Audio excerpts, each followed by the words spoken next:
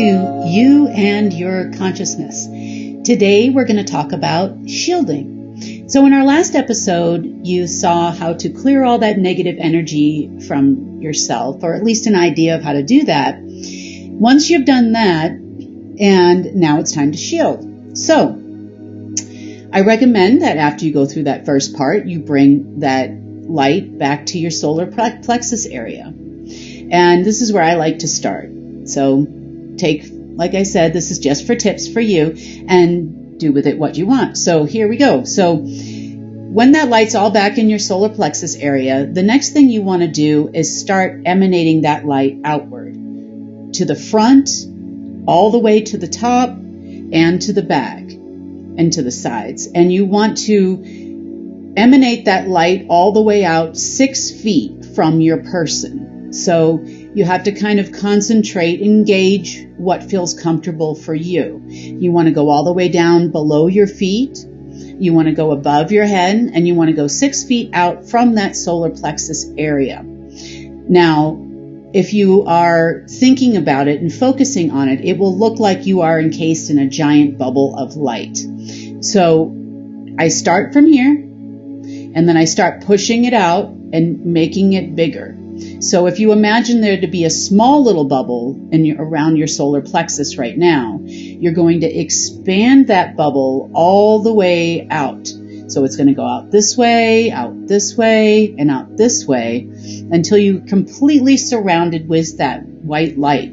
And you can maintain this constantly. It's not something that comes and goes. And I always recommend shielding, especially when you are going to start to learn to have conversations with other beings. You want to make sure that although you're having a talk back and forth, you want to make sure that no one actually gets into your space. And this is why I personally don't like people that talk about channeling. Channeling other beings allows that being to come into and take over your energy field and start talking through your person. And that's never really a good thing. So shielding is important if you're going to go to an event. You're going to become more and more sensitive energetic wise, and just other people's energy sometimes will really kind of get to you.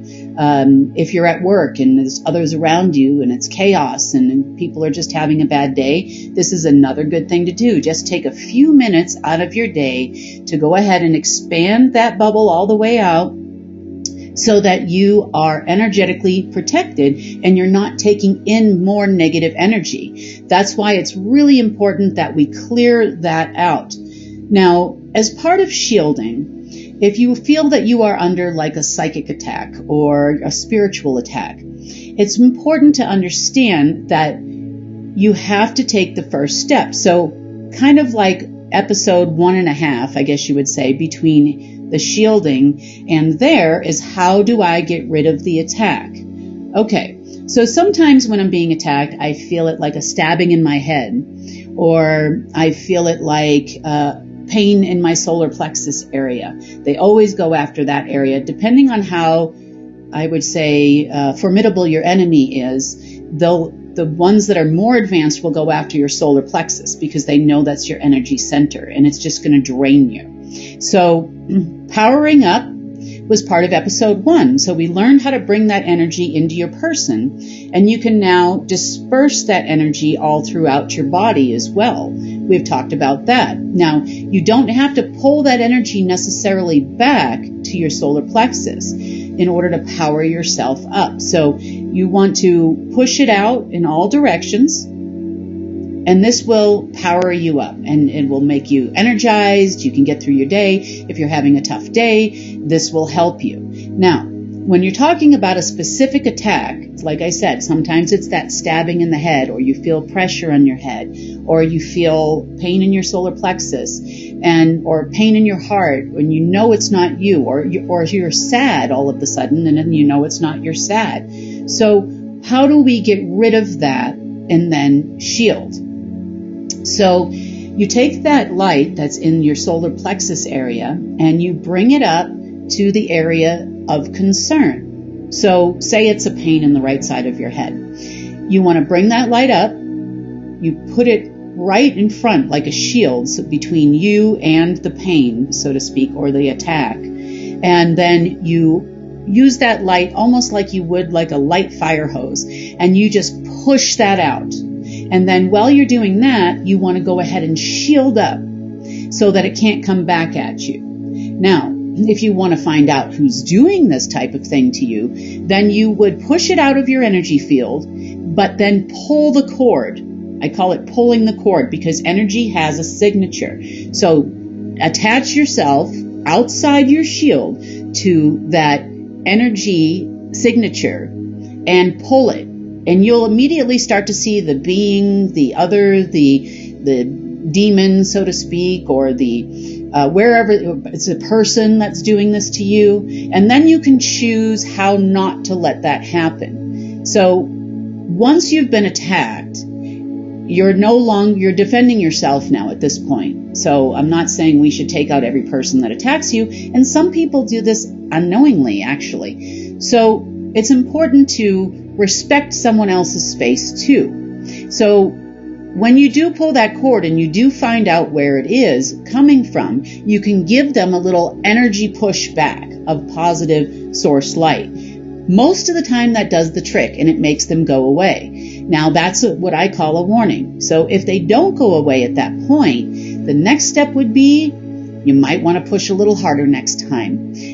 There are other techniques if it's let's say it's a bad spirit or a bad entity that you can do as well in this particular case. So if they don't listen to you, you want to actually put them in a different shield. So what you're going to do is you're going to push that energy out past your shield. Of course, you don't want anything coming back at you. You want to push that energy out, and then you're going to surround the other party, so say the negative party that's attacking you, with that light. You're going to put them in a light cage, essentially. So you're going to use that fire hose of light, and then you're going to start surrounding them, top, bottom, all sides, like you're putting them into a light bubble. And then you're going to slowly start to collapse that light bubble unto themselves until that light bubble goes back to one particle. And what that is called is demolecularization. That's how you get rid of that entity in totality. Hopefully, as we get further along in the restoration process, we won't need to use these types of things. But be very, very careful once you violate natural law. So in other words, you're not defending yourself or the life of an innocent. You are attacking something or someone, then source will leave you and you'll no longer be able to use the light for these types of purposes. It's really, really important that we follow the rules, and those are source's rules, not my rules. These are the rules of the universe, and this is the laws of energy. So that's basically sending the entity back to source. So shielding, shield up, especially before you start to communicate with others and other beings and other people even this way. Make sure they're not getting into your energy space. You're just reading frequencies back and forth, and we'll go over this in our next episode. So now that we've learned to cleanse our bodies, draw in that source light, and shield, and how to get rid of an enemy when you're under attack, next time, join us as we start to learn to communicate with nature, other beings, and, of course, Source himself. So join us next time. Thank you so much for watching.